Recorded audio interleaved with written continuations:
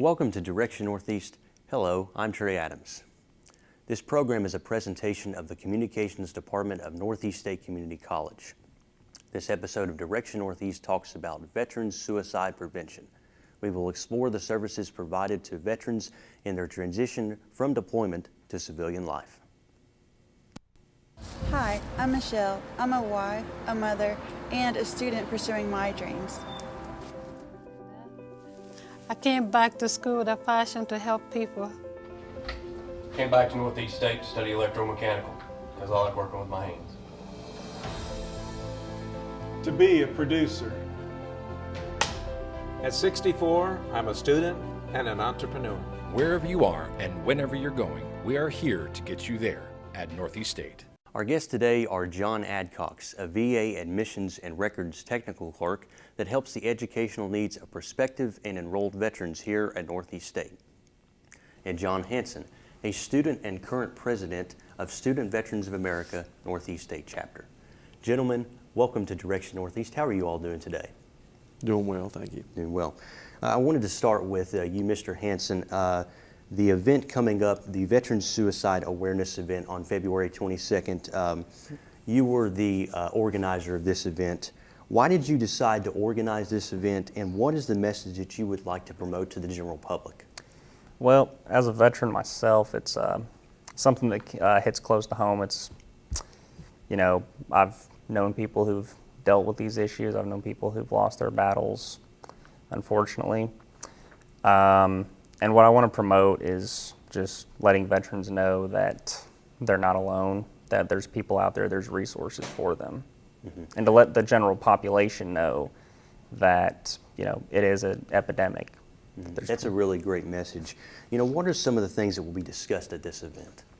Mostly we're going to be talking about resources, especially we're going to have resources available there. The panel is a woman from the VA. We're going to have the counselor here at Northeast State to speak, and we actually are going to have a former student speak about his experiences. Okay, that's really great.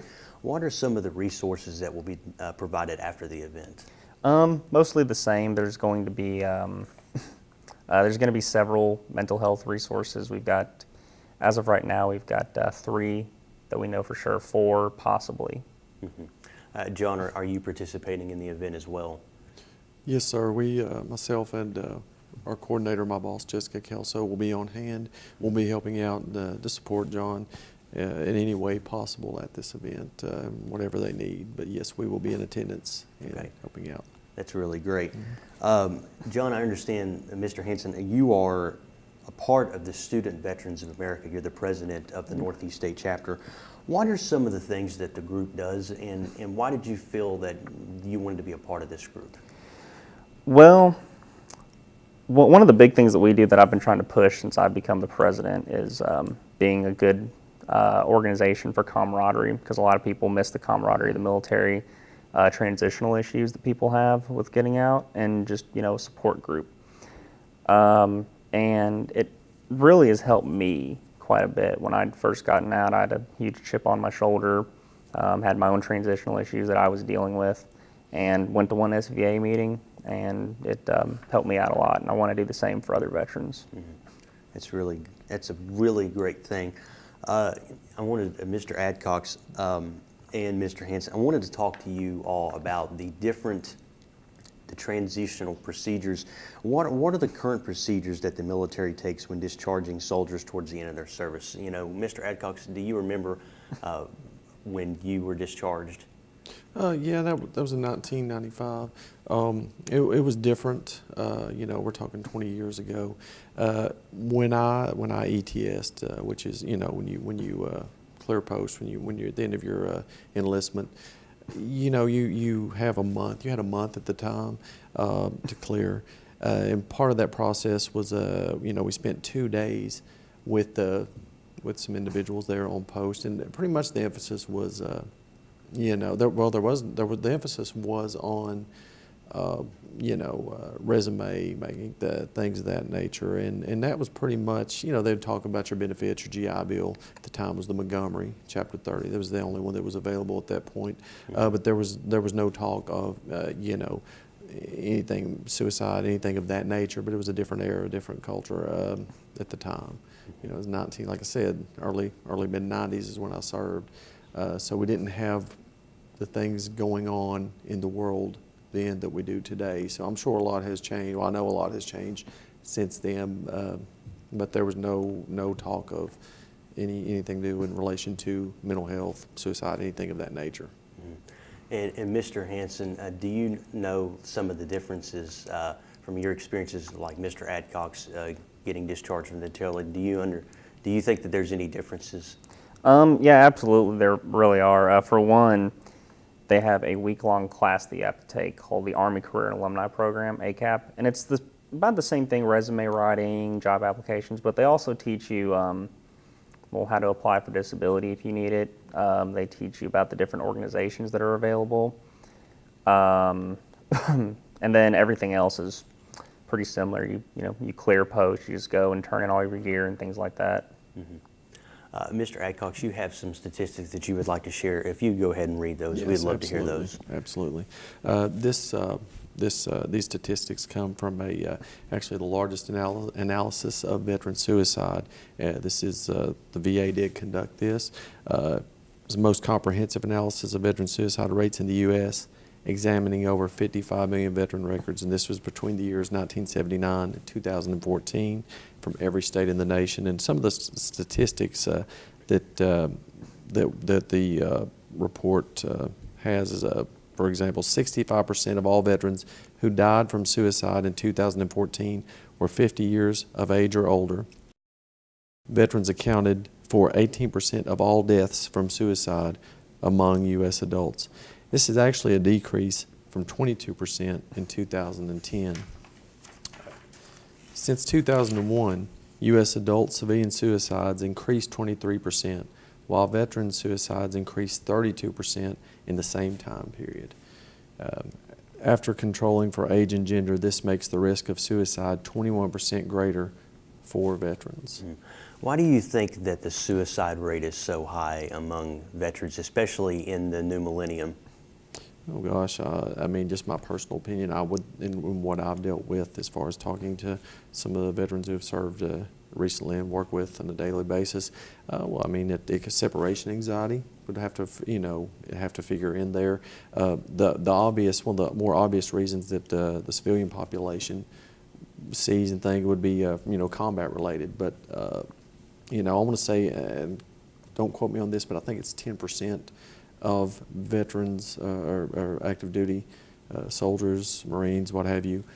I think it's 10% sea combat, actual combat. Mm-hmm. So, yeah, I mean, that plays a role, but there's more to it than that. I think John would be able to elaborate on that a little bit better than I would, though. And John, why do you personally think that the suicide rate is high among veterans? Well, I totally agree. I believe it has more to do with the separation anxiety, because you're going from a very tight-knit, close, tribal type of society, really. Actually, Sebastian Junger is a war reporter, and he's done several documentaries, written several books about the issue. And he talks about two different things, where our military, only 10% of it sees combat. 50% have PTSD claims, though.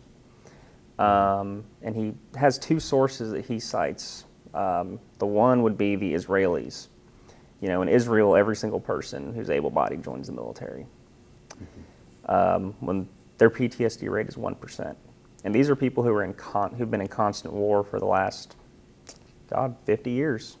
And you would think if anyone would have high suicide rates from combat stress, it would be them. But again, they have this tight-knit, close society. And he also talks about Native American tribes, how they always were very warlike and fought a lot amongst each other, and how they never really had any talked about that. It's because they had a very tribal society. Mm-hmm. But while PTSD scratches the surface of it, I think that a separation anxiety helps out a bit. Mm-hmm. Mr. Hansen, do you feel that there is a lack of care taken by the military when soldiers are being discharged, and that might cause the reason for PTSD to be so high? Well, the big Army itself, from the Pentagon, and on down. They, you know, they do their best. I think that they have a lot of good programs in place. But when you get down to the individual unit level, it's a little different. They, you know, they have a lack of resources, manpower being the big one. So when you got a guy who's supposed to be clearing, he's getting thrown on some type of cleaning detail, or you know, something like, or getting thrown on a 24-hour charge of quarters detail, so he can't, you know, do his clearing in time. Mr. Adcox, do you think that post-traumatic stress disorder and its effects are the most important concern that the military should improve its efforts in study and diagnosis? I mean, I certainly think it's important that they would, you know, put an emphasis on that, on PTSD. But the thing is, I think I want to say a misconception that I've noticed. Not every veteran has PTSD. I mean, you know, I've had that personally asked, you know, me, oh, you served, you know, no, of course not. I served, my service was different from, and I think that's because what we see in the media today, you know, there's so much emphasis. Do I think it's yes, of course, it's a huge issue that needs to be addressed. More can be done. But, you know, you got to keep in mind that not every veteran you run into is suffering from PTSD. I just think there's a lot of emphasis on it, which they're very, you know, I'm glad that there is attention being brought to the subject. And there's more. Yeah, you can always improve in anything. You know, I think there's more the government could do, the Army can do. Yeah, but you know, they're doing what they can. But yes, you can always improve. Mr. Hansen, do you have anything further to speak about that? Do you think that it's important, the most important thing? Well, like I said, I think the most important thing is handling that separation anxiety. Actually, my own opinion, the theory that I have, is when you sign up for the military, most people think you're only signing up for 4 years or so. You're actually signing up for 8. That's 4 active and 4 inactive, where you're basically on call for a national emergency. I think instead of putting you on an inactive status, they should put you on a National Guard or Reserve status, where you join a National Guard or Reserve unit, so you're kind of midway between being in the military. You know, you're going 1 weekend a month, 2 weeks in the summer, but you're also getting your civilian life back on track.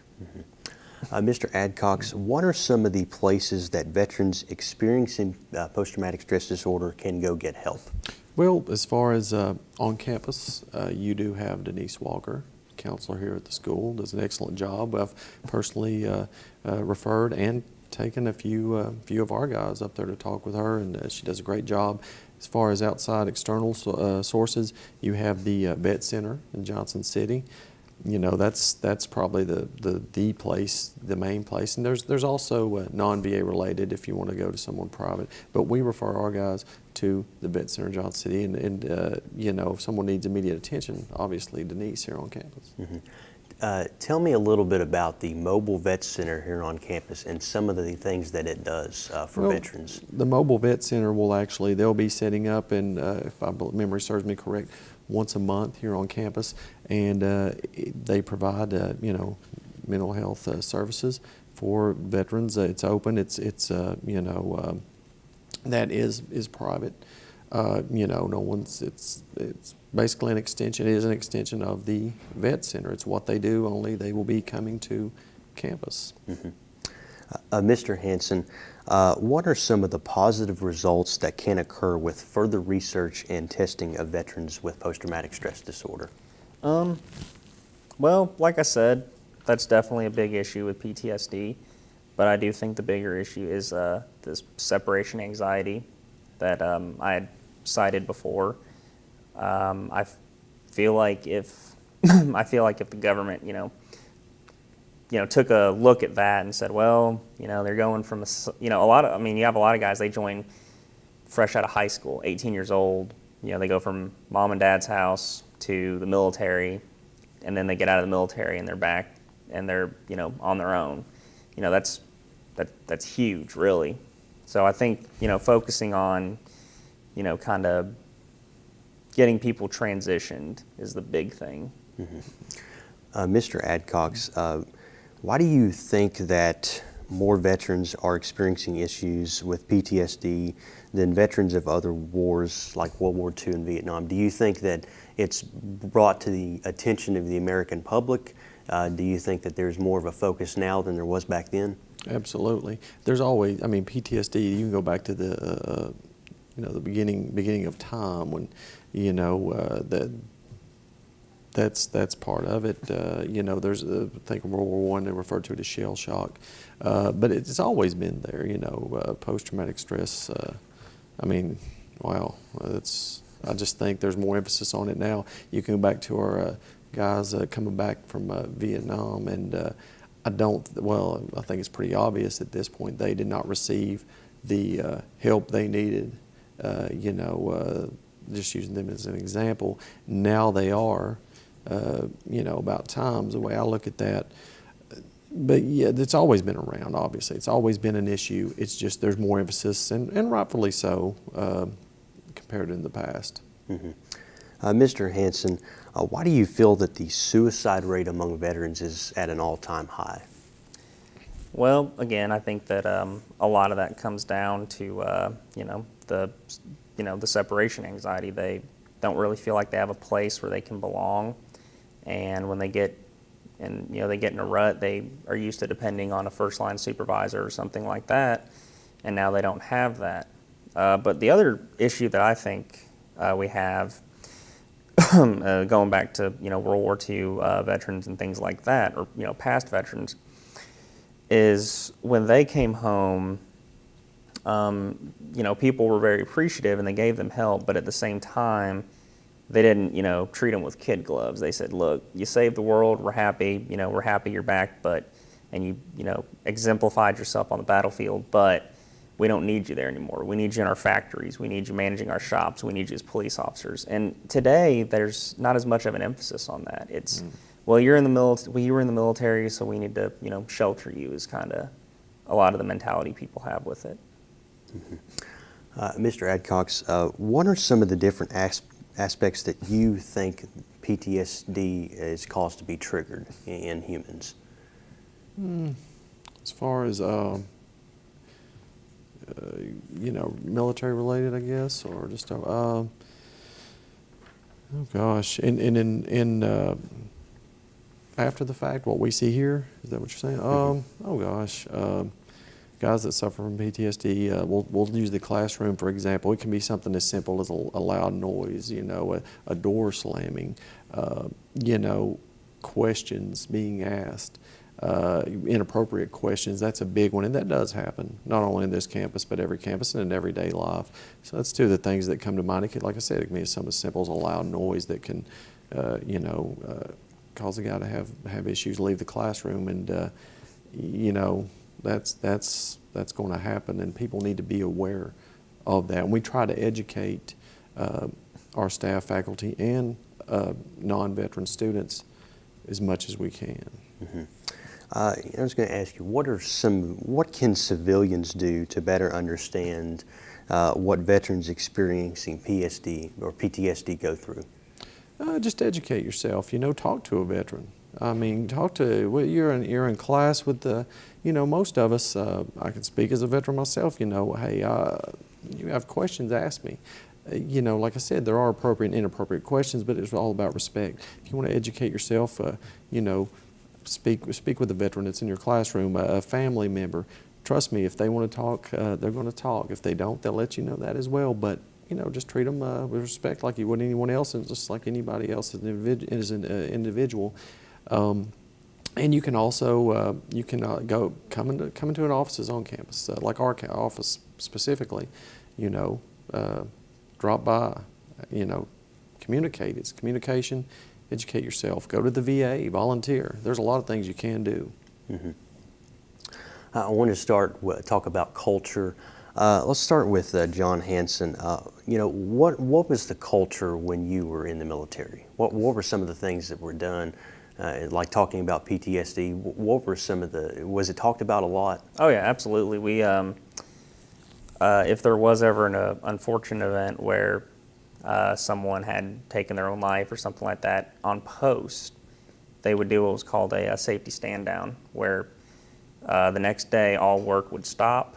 No one would, you wouldn't you wouldn't be going to the motor pool. You wouldn't be doing anything like that. You would just sit around and, talk about issues if anyone was having any issues. There were pretty much every brigade had at least 2 behavioral health clinics that you could go to at any time. Seemed like every time you did anything from coming back from deployment to going back to the field, anything like that, you had to take some type of psychological test. So there was a lot of emphasis on it for sure. Mm-hmm. And Mr. Adcox, can you tell me about the culture when you were in the military in your time? Absolutely, and this is like a total polar opposite of what Mr. Hansen just told you. There were behavioral health, specialists in places you could go on post. I was at Fort Carson, Colorado Springs. I was in a different type of unit than Mr. Hansen was. I was in a couple of different medical units, a combat support hospital and a forward support unit. We did have a case when I was there towards the tail end of my career where one of our NCOs did commit suicide. They didn't shut down post or anything of that nature. It was more, within the unit. It was certainly a very tragic incident, and it's for different circumstances. Like I said, a whole different culture back then, different eras. Right after this was a few years after the Iraqi War, Operation Desert Storm. Mm-hmm. So, different time, different era. There were resources there if you needed to talk with anyone, but personally, no, it was never even brought up, to be quite frank with you, of things besides that one incident, but besides that, never anything that was discussed for them at all, really. Just the way it was. Mm-hmm. Mr. Adcox, can you talk about some of the positive things that your office does for veterans? Oh gosh, where do we begin? Our primary job, our primary mission is to certify them for their VA education benefits, which we do that on a daily basis. We reach out, we do things such as the Veterans Awareness Expo. We do that every year. We have different veteran-friendly organizations come on campus. Well, as a matter of fact, this past spring we did that out in the quad, anywhere from the Vietnam Veterans of America on up to the American Legion, different groups, and that's just to raise awareness. If our guys have any type of issues, and number one, first and foremost, I want to say we're there. We are considered a safe zone for veterans. If you just want to come in and talk, we'll lock the doors, we'll talk to them about anything. I want to emphasize that first and foremost. That's the most positive thing, I think, in my opinion, we do. We're there as an ear. We're there for help. We're there as a support system, as a team, to help these guys out. But there's numerous things we do. And we've got a lot of things planned in the upcoming year that we're going to do, and some things we're going to continue to do. We're going to have the Vietnam Veterans of America, their local chapter. We're going to have them back this year, sometime this spring, hopefully. And anyone listening to this, you definitely want to go to that. It's very moving. It's very uplifting. And those guys talk about their experiences in Vietnam and afterwards, and it's just really a great event. Mm-hmm. Mr. Hansen, I wanted to talk to you about an interesting question I just thought of. Do you think that veterans that have been actually in combat, do you think it helps them to go back to school? Do you think it helps them to kind of forget about what they experienced in combat? I think it really helps to go back to school and get involved in organizations too, because the thing about it is, when you're in the military, every day is structured. You know what you're doing from the time you're waking up at 5 in the morning, you're going to do PT. After you do PT, you're going to go get breakfast. After you go get breakfast, you're going to go to the motor pool. After the motor pool, you're going to go to lunch, and then you're either going to go back to the motor pool or do some, PowerPoint, do some kind of training. Every now and then you'll go to the field, and when you go to the field, you know what you're doing every day of the field. It's a very structured, very regimented environment. And in a way, college is the same thing. You've got to be on class on time. You've got to make sure you're doing all your work. So I think that really helps. I think that helps with the transition, because they're not getting out and just going into getting in a rut. They're getting back into actually having a structured regiment day. Mm-hmm. Mr. Adcox, I wanted to ask you, do you think that in the near future, with much improved scientific research, that post-traumatic stress disorder will be 100% treatable? It's a good question. I don't know. We'll have to see. Possibly. I think the main thing is, though, that, you know, guys get the help for post-traumatic stress disorder, and that we educate ourselves, you know, folks who work with veterans, and if you know a veteran, I think that's the most important thing. Do you all have any final thoughts or any suggestions about the upcoming event, veterans, anything that you would like to add? As far as the upcoming event, support it, be there. It's going to be very informative. If you're having issues, you need to go, because one thing that I think John and I talked about, we've discussed about this event, not only are we going to have folks there to educate those in attendance about about suicide and all the tragedies with it, but we're going to have actual help there. There's going to be folks set up, you know, to help if you want to get more information, if you're struggling, if you want to talk with someone, those resources will be available.